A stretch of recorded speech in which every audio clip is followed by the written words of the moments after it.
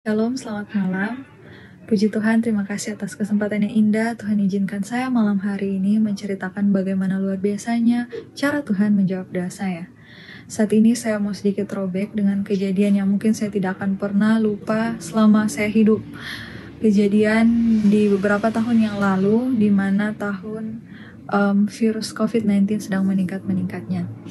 Di awal tahun 2020, saya diizinkan Tuhan untuk kembali ke Indonesia karena waktu itu saya berada di negara tetangga di Filipina, tempat di mana saya menempuh pendidikan. Dan kami ada beberapa mahasiswa dari Indonesia, kami diizinkan untuk pulang karena pembelajaran secara tatap muka saat itu sementara diberhentikan dan akan dilanjutkan secara online. Beberapa bulan kemudian kami mendapat info bahwa kampus sudah dibuka kembali dan jurusan mahasiswa kedokteran gigi diharuskan kembali ke kampus oleh karena ada mata kuliah yang diadakan secara offline, itu tidak bisa diadakan secara online. Hanya mata kuliah teori yang diadakan secara online waktu itu. Dan kami diharuskan untuk kembali untuk mengambil mata kuliah lab. Dan pada saat itu, di semester itu, ada beberapa mata kuliah lab yang harus saya ambil. Dan itu sudah di 2 semester terakhir sebelum saya masuk ke tahun klinik saya di tahun koas saya. Jadi otomatis saya harus mengambil mata kuliah lab itu. Tapi dikarenakan karena virus COVID-19, waktu itu pemerintah di Filipina tidak mengizinkan sembarang orang untuk masuk, hanya orang yang mempunyai visa tertentu yang bisa masuk. Dan saat itu visa mahasiswa saya sudah expired dan status saya saat itu sebagai turis. Dan pemerintah Filipina belum mengizinkan turis untuk masuk ke Filipina untuk meminimalisir terjangkitnya virus COVID-19.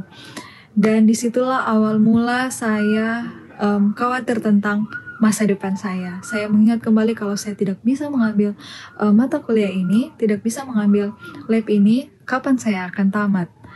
Kapan saya akan tamat? Melihat ada beberapa teman yang tinggal di kampus tidak pulang, mereka terus melanjutkan pendidikan mereka bisa mengambil mata kuliah lab mereka, dan sementara saya di Indonesia, saya sudah tertunda dengan jurusan saya sudah tertunda oleh karena saya tidak bisa mengambil mata kuliah saya.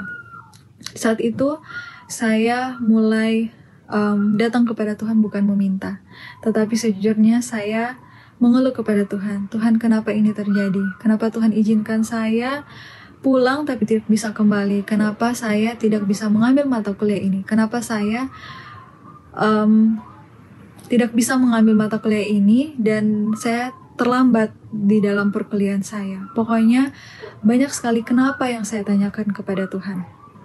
Waktu berjalan selama pandemi, ada di satu waktu ada teman saya mengajak saya untuk ikut kegiatan Bible study waktu itu. Oleh karena waktu itu pikiran saya daripada tidak melakukan apa-apa, ya sudah, saya menyibukkan diri saya dengan mengikuti kegiatan-kegiatan rohani di gereja saya waktu itu. Dan salah satunya Bible study.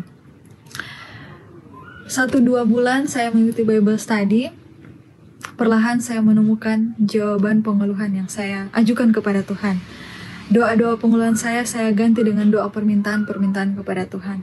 Saya berdoa, Tuhan, kalau ini yang Tuhan izinkan, bantu saya untuk melihat apa yang ke depan yang Tuhan mau buat dalam kehidupan saya.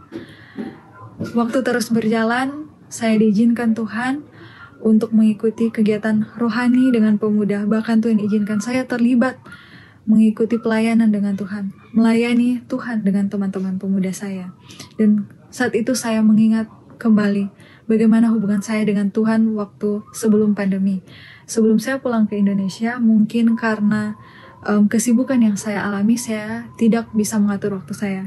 Bahkan hubungan saya dengan Tuhan rusak oleh karena waktu yang tidak bisa saya atur. Saya sudah jarang berdoa, baca Alkitab pun hanya ketika ada ibadah di kampus saja.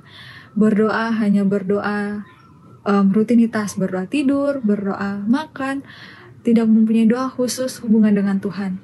Dan ketika pandemi, hal ini terjadi selama 2 tahun saya di Indonesia, saya merasa hubungan saya dengan Tuhan ada kembali. Tuhan buat kembali hubungan saya dengan Tuhan lewat kegiatan-kegiatan yang saya lakukan. Walaupun saya tertunda dengan perkuliahan saya tidak bisa mengambil mata kuliah laboratori, tapi jawaban Tuhan ternyata ini yang saya butuhkan selama ini. Ini yang Tuhan rindukan saya lakukan selama ini. Doa-doa pengeluhan saya ganti dengan ucapan syukur, ternyata ini yang Tuhan izinkan. Dan ada satu ayat yang sempat saya dapatkan selama pelayanan bersama dengan pemuda yang mengingatkan kembali kepada saya, yaitu terdapat dalam Filipi 1 ayat 6, mengatakan, akan hal ini aku yakin sepenuhnya, yaitu Ia yang memulai pekerjaan yang baik di antara kamu akan meneruskannya sampai pada akhirnya pada hari Kristus Yesus. Dan ayat yang kedua yang rindu saya bagikan juga terdapat dalam kitab Filipi, terdapat dalam Filipi 4 ayat 6. Janganlah hendaknya kamu khawatir tentang apapun juga, tetapi nyatakanlah dalam segala hal keinginanmu kepada Tuhan, kepada Allah dalam doa dan permohonan dengan ucapan syukur. Ketika kita berdoa dan merasa bahwa jawaban Tuhan bukan itu yang kita inginkan, ternyata Tuhan mempunyai hal yang lebih indah untuk kita. Kita harus ingat bahwa cara Tuhan lebih baik dan lebih luar biasanya untuk Tuhan, untuk kita pribadi. Tuhan mau yang terbaik untuk kita. Tuhan mau apa yang kita butuhkan secara keinginan kita, bukan yang lebih baik, tapi keinginan Tuhan yang lebih baik dalam kehidupan kita. Biarlah lewat kesaksian yang saya bagikan malam hari ini, cerita bagaimana Tuhan sangat baik dalam kehidupan saya boleh menjadi bagian saudara-saudara yang menyaksikan kesaksian saya malam hari ini. Tuhan memberkati.